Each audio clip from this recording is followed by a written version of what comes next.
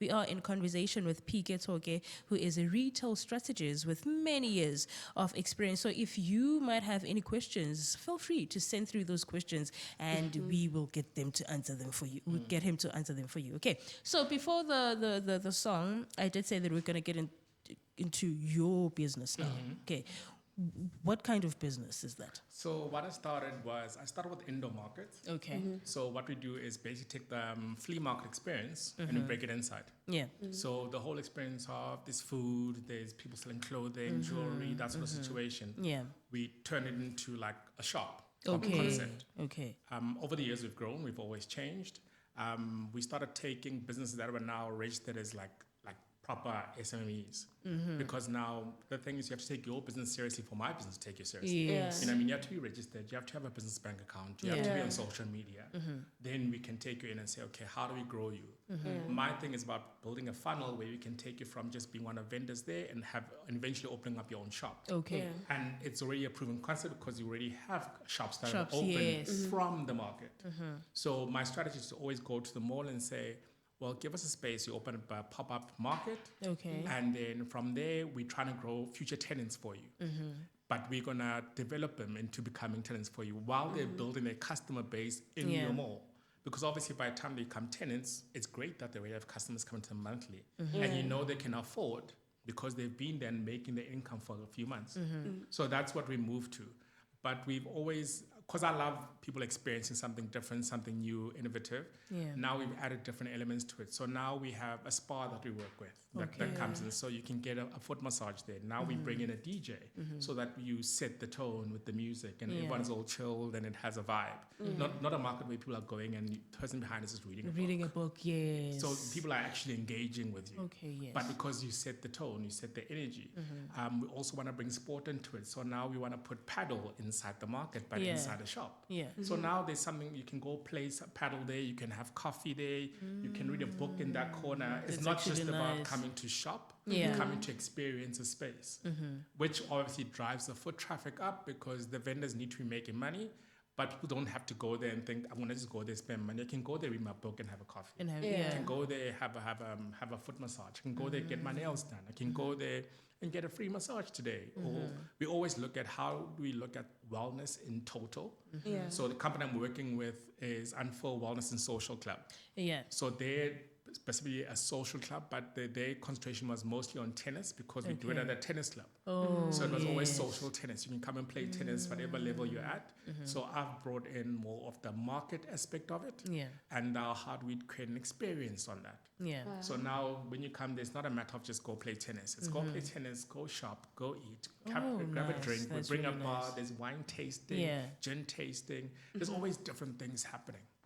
So when you started this business, like, did you notice a gap maybe that you wanted to fill up?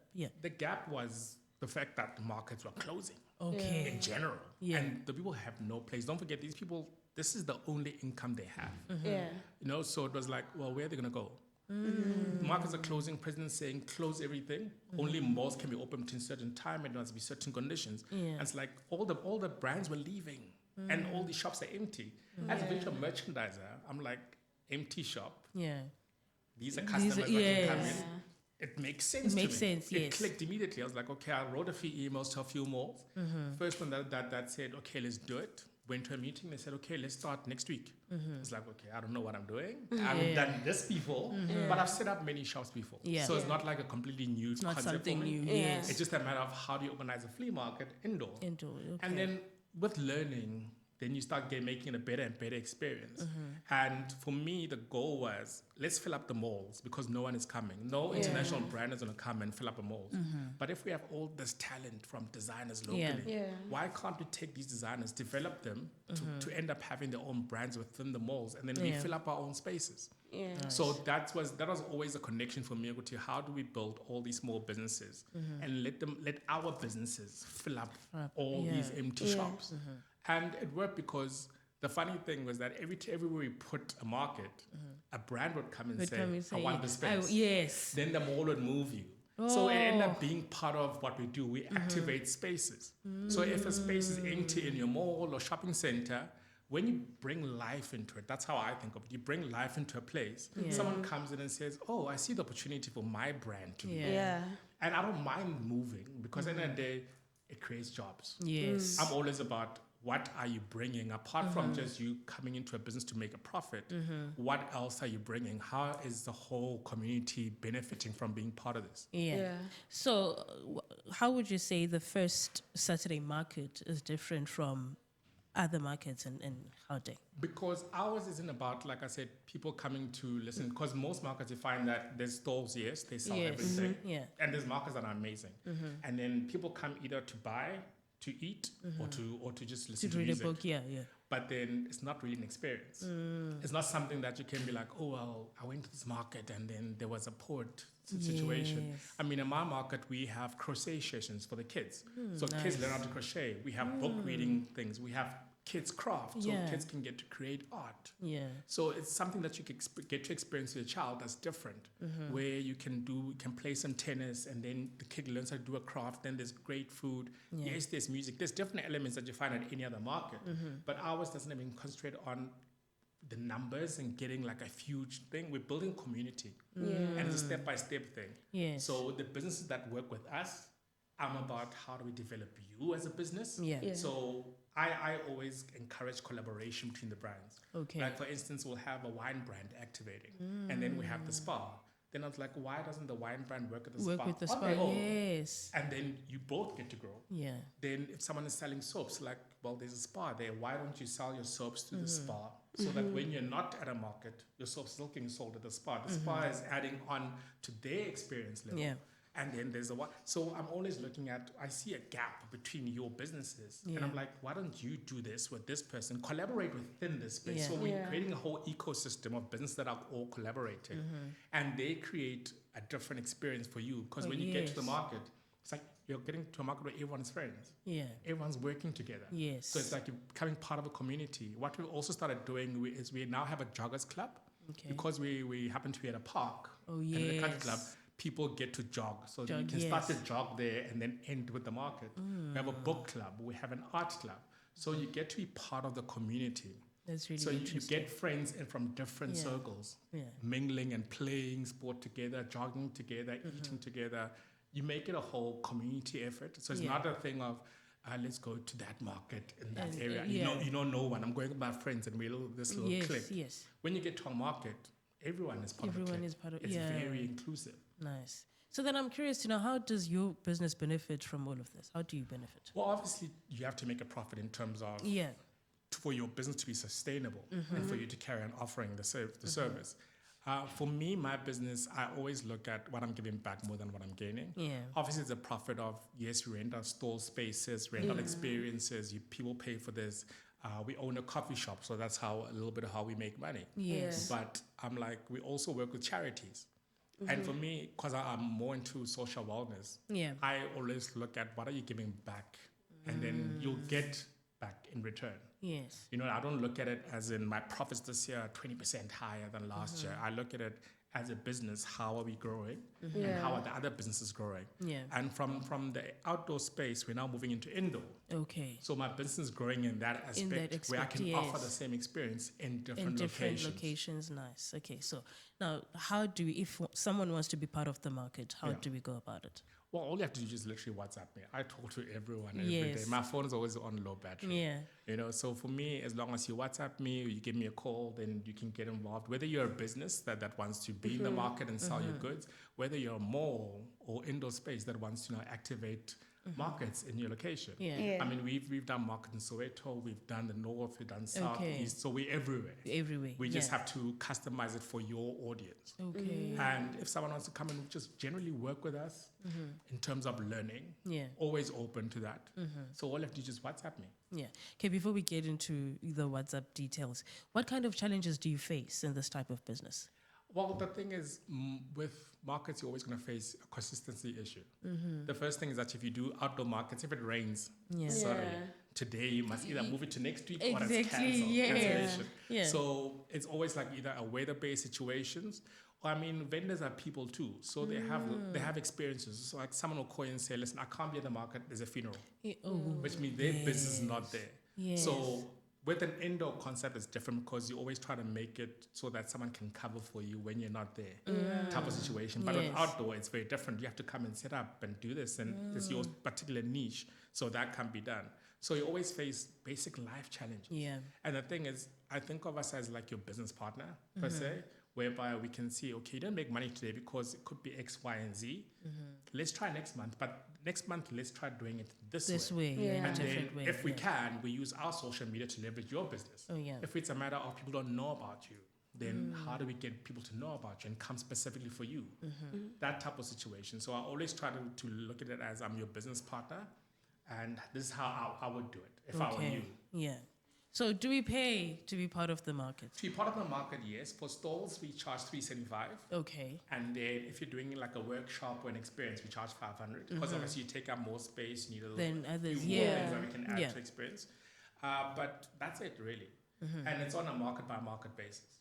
When you go indoor, because you're going to be there mostly like we would do monthly situations or weekly. Yeah. So you pay for the weekend or you pay for the month. Yeah. Obviously, I always encourage you to pay for the month because consistency is key when you're in any business. When people know where to find you, they're going to shop better. Yeah. And I always encourage online businesses to try markets first before yes. you try opening up a shop. Yeah. Because with markets, you get direct feedback. My brand is not doing well because X, Y, and Z. Yes. Whereby if you open a shop, you have to pay rent You have to month. pay, yes. This way, when you come into an indoor market space, the rent is divided amongst Everyone. Yeah. So it's less of a risk for you to actually be in a market space than to start your own first fresh shop. Yeah. So markets before an actual physical store. Yeah. Okay, so now let's get into the contact details part. How do we get in contact with you? You can just WhatsApp me. I'm on 066 088 6980. Again, 066 088 6980. Yeah.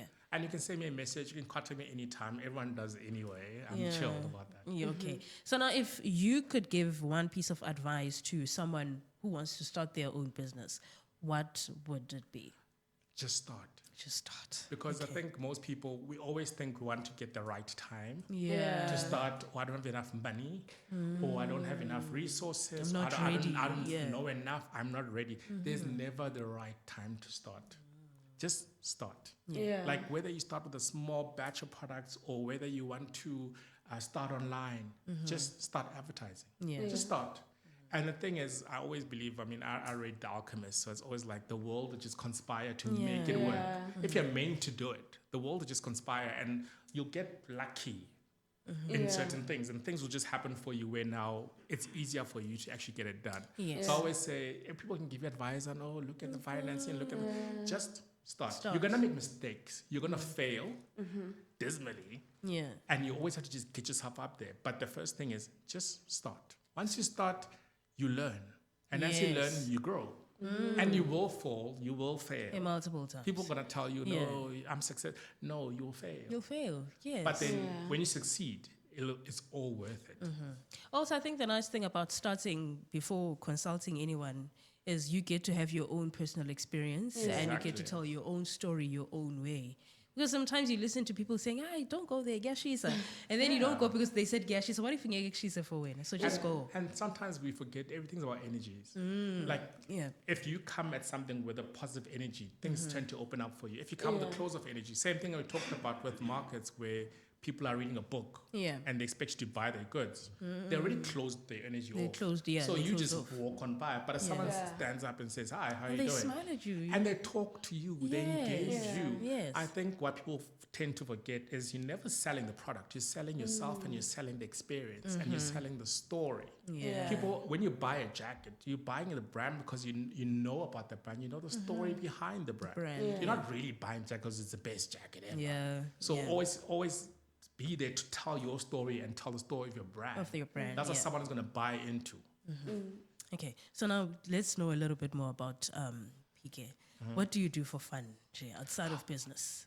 What I do, I think I've incorporated fun into what I do every day. Okay. So I actually enjoy doing what I do. Like my markets are fun for me. You know what I mean? So it's almost like I'm building my own experience. It's like someone saying, create your own concert. Who would you bring to your concert? So I create my own concert every single month. And I always have fun doing it. And most people that I work with end up being friends anyway. So it's like, I'm going to see my Nice. friends on this day and we're going to create this sort of experience. And it's going to be fun. So for me, I always look at my phone must feed what I do. So I don't look at my phone and just like scroll for hours on TikTok. Oh, yeah. My phone must work for me. If I'm on TikTok, I'm learning something. Something, yes. Whether it's spiritual or whether it's about business or it's always building me in some way. Yeah. So for me, fun is what I end up doing. And when you actually, I think achieving something all the time. And for me, it's nice because every month I get to achieve something. Yeah. So it's always different from last month and the month before and the following month. So for me, the fun is in achieving what I've actually set a goal for every single month. Yeah. So, before becoming a retail strategist, I mean, when we grow up, all of us have that one dream. Like, when I grow up, I want to be a doctor. What did you want to be growing up? I was thinking about it, funny enough, this morning, that what I studied was anchored towards being a lawyer. A lawyer, okay. Right? But because growing up, either you're going to do law, medicine, or travel and tourism. Yes. That was the things that they put in front of you. And I was like, I'm so not that person. Yes, I can talk, I can have an argument, I can constructively have conversations, but that's not me as a person. I'm always being creative.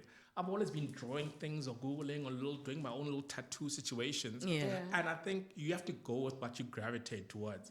I should have done art. I should have done those things that inspire me to go to school every day instead of what I'm learning about Hitler.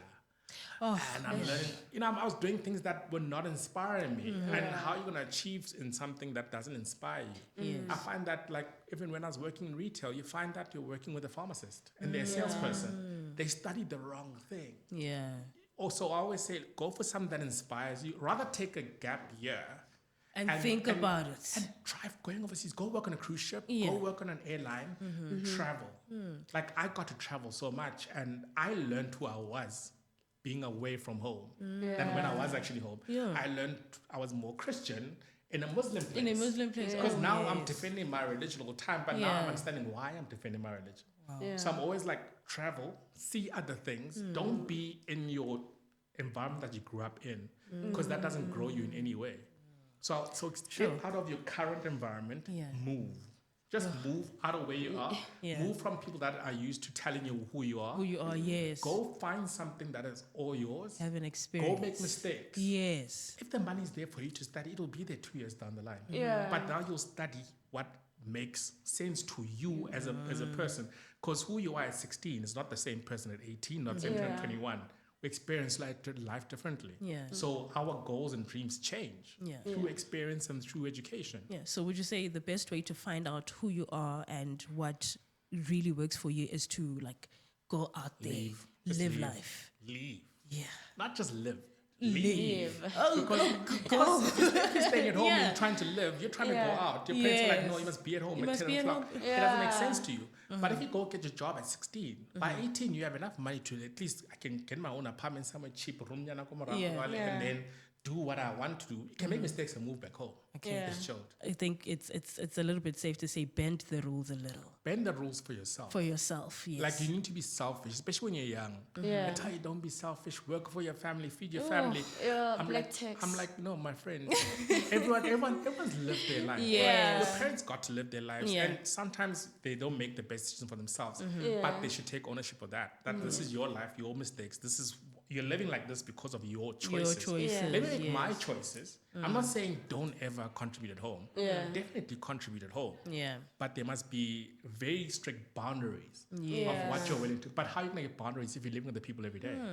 So, like, go out there, leave, experience life in a different and now place. you know this is what I'm able to do for you, but this is what I need. They always say fill up your cup first before pouring into someone else's. So now we like always doing withdrawals, but we're never depositing any money in. So you don't invest in yourselves. The next thing you're empty, you're wondering, why am I stressed? I'm 25. I should be living my life, but I'm not achieving anything because you're pouring everything into this person or these people. That is not, you're not pouring into yourself.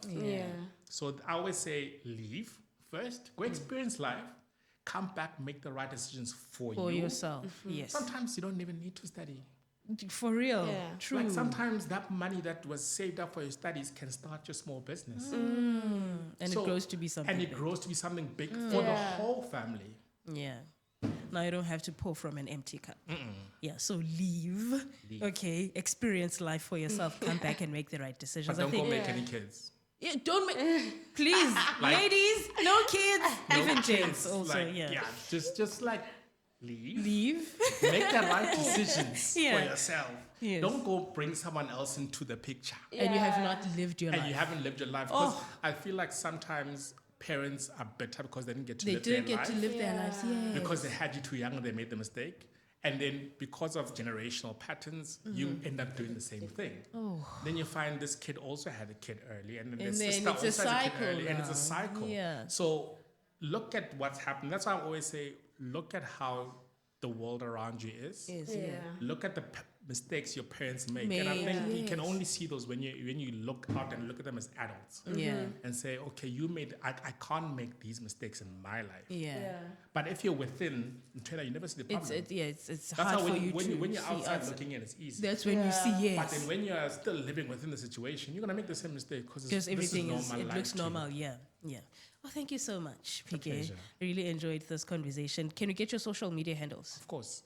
I'm at Phike_Tshoke on Instagram, and then I'm at Tshoke Collective on Instagram as well. TikTok, I'm Phike.Tshoke. And at Tshoke Collective as well. Okay, can you just repeat the WhatsApp number for the last time? It's 066 088 6980. That's where you will get in touch with him if you are interested in joining the market. As a vendor, or if you have space where you want to start a market, or you want to collaborate, I'm all about collaboration. There you have it. I think that's where we're going to close it off. Thank you so much for joining us. Thank you so much.